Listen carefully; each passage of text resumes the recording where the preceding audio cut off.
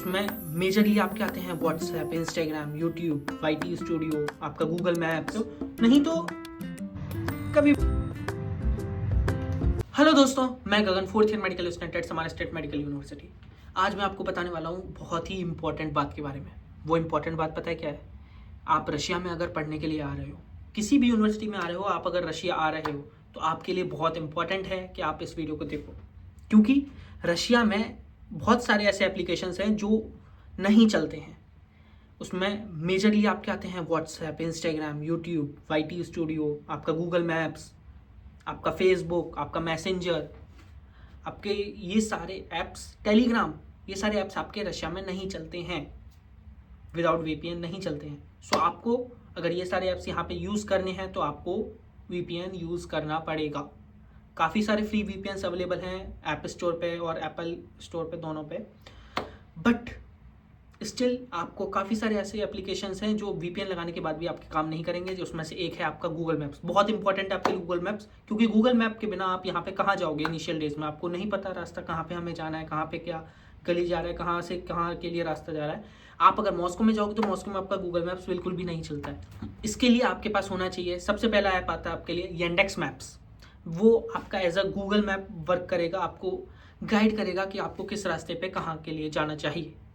So Google Maps most important as a map. So Yandex Maps most important for mapping, आपके रास्ते दिखाने के लिए। उसके बाद आता है आपका Yandex Go, जो कि आपका एज अ ओला उबर यहाँ पे काम करता है। यहाँ पे एज अ टैक्सी यहाँ पे जो आपको मिलता है वो Yandex Go से मिलता है।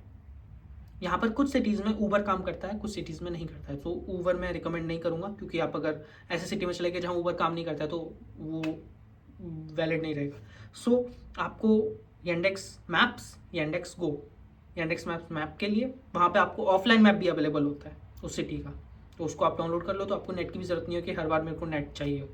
सो Yandex Maps and Yandex Go, Yandex Maps for map, Yandex Go for taxi.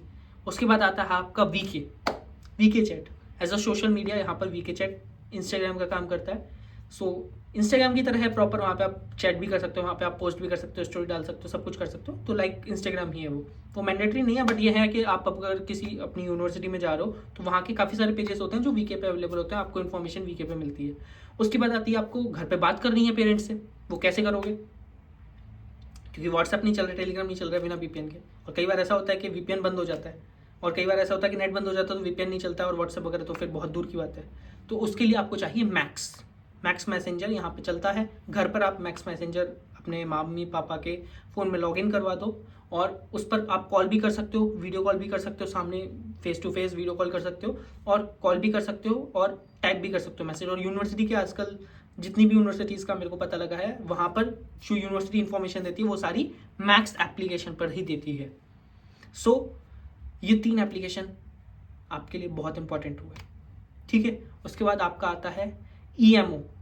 अगर मैक्स भी कभी वर्क नहीं कर रहा है, काफ़ी सिचुएशंस ऐसे होते हैं जहाँ पे मैक्स वर्क नहीं करता है, तो आपके ईएमओ घर पर आप लॉगिन करवा दो, तो उससे आप वीडियो कॉल्स कर सकते हो, कॉल कर सकते हो, बात कर सकते हो। कि यूट्यूब हमारा नहीं चल रहा है, कुछ एंटरटेनमेंट के लिए भी होना चाहिए, तो क्या होता है? तो होता है यहाँ पे वीके वीडियो।